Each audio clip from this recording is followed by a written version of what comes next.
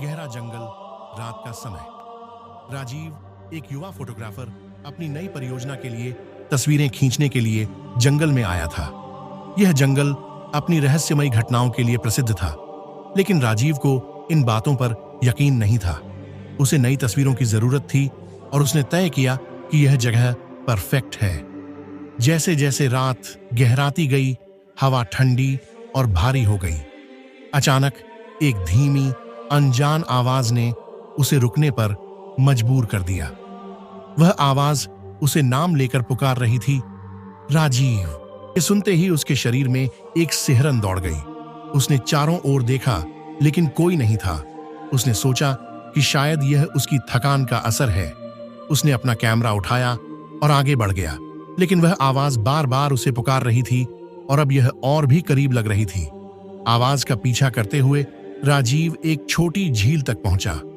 झील का पानी ठहरा हुआ था, लेकिन उसमें कुछ चमकता हुआ दिखाई दे रहा था। झील के पास ही एक पुरानी टूटी फूटी नाव पड़ी थी।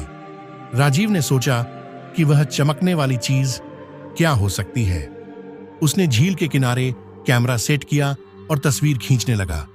तभी एक औरत की परछाई पानी में दिखाई दी। कौन है वहां? राजीव ने पूछा, लेकिन कोई जवाब नहीं आया। अचानक झील का पानी तेजी से लहराने लगा और राजीव को लगा कि उसे वहां से भाग जाना चाहिए। लेकिन जैसे ही उसने पीछे मुड़कर देखा, झील के किनारे पर खड़ा एक आदमी उसे घूर रहा था।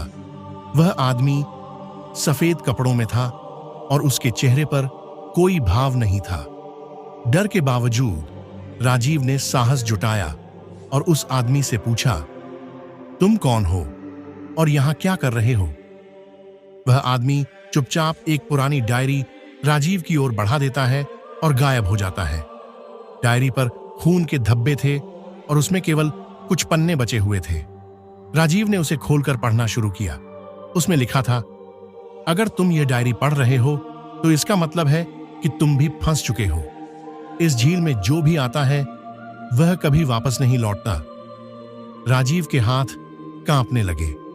उसने डायरी को बंद किया और सोचा कि यह सब बकवास है।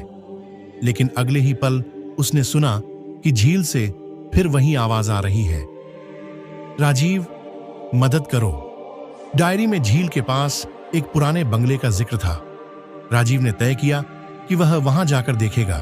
बंगला जंगल के बीचों बीच था और रास्ता कांटों और सूखे पेड़ों से भरा हुआ था। बंगले के अंदर हर चीज धूल से ढकी हुई थी। दीवारों पर अजीब चित्र बने हुए थे। उसने एक दराज खोला तो उसमें से एक पुराना पेंडेंट निकला। उस पेंडेंट में एक औरत की तस्वीर थी जो उसे कहीं देखी हुई लग रही थी। उसी समय उसे महसूस हुआ कि कोई उसके पीछे खड़ा है। उसने डरते हुए पीछे मुड़कर देखा, लेकिन वहां कोई नहीं था। बंगले के एक कमरे में राजीव को एक सीक्रेट दरवाजा मिला। उस दरवाजे के पीछे एक अंधेरी सुरंग थी। सुरंग में घुसते ही उसे महसूस हुआ कि जैसे वह किसी और ही दुनिया में प्रवेश कर चुका है। दीवारों पर अजीबोगरीब चिन्ह थे और हर जगह से अजीब सी फुसफुसाने की आवाज आ रही थी। सुरंग के अंत में उसे एक विशाल पत्थर की मेज मिली। मेज पर वही पेंडेंट रखा था जो उसने पहले देखा था, लेकिन इस बार पेंडेंट चमक रहा था। जैसे ही उसने पेंडेंट को छुआ, पूरा जंगल हिलने लगा। उसे अचानक समझ आया कि वह झील और बंगला एक ही कहानी का हिस्सा है। यह जगह उन लोगों को फंसाने के लिए थी जो सच्चाई जानने की कोशिश करते थे।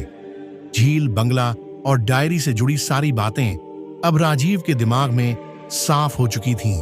उसे एहसास हुआ कि उसे यहां से बचकर निकलना होगा। लेकिन जैसे ही वह सुरंग से बाहर निकला, वह आदमी फिर से उसके सामने आ गया। तुम यहां से बचकर नहीं जा सकते, उसने कहा। राजीव ने सारी हिम्मत जुटाई और जवाब दिया, अगर मैं फंस सकता हूं तो मैं रास्ता भी ढूंढ सकता हूं। उसने डायरी को झील में फेंक दिया और पेंडेंट को तोड़ दिया। अचानक सब कुछ शांत हो गया। वह आदमी गायब हो गया, झील शांत हो गई और बंगला ध्वस्त हो गया। राजीव जैसे तैसे जंगल से बाहर निकला। वह थका हुआ था, लेकिन जीवित था। उसने तय किया कि वह इस घटना के बारे में किसी को नहीं बताएगा। लेकिन जब वह अपने घर पहुंचा और कैमरे की तस्वीरें देखने लगा तो उसके होश उड़ गए। हर तस्वीर में वही आदमी और औरत की परछाई दिखाई दे रही थी। राजीव को समझ आ गया कि वह इस रहस्य से कभी नहीं बच पाएगा। दोस्तों, ये कहानी आपको कैसा लगा? कमेंट करके जरूर बताएं और इसी तरह की वीडियो देखने के लिए मेरे चैनल को सब्सक्राइब और वीडियो को लाइक जरूर करें। धन्यवाद।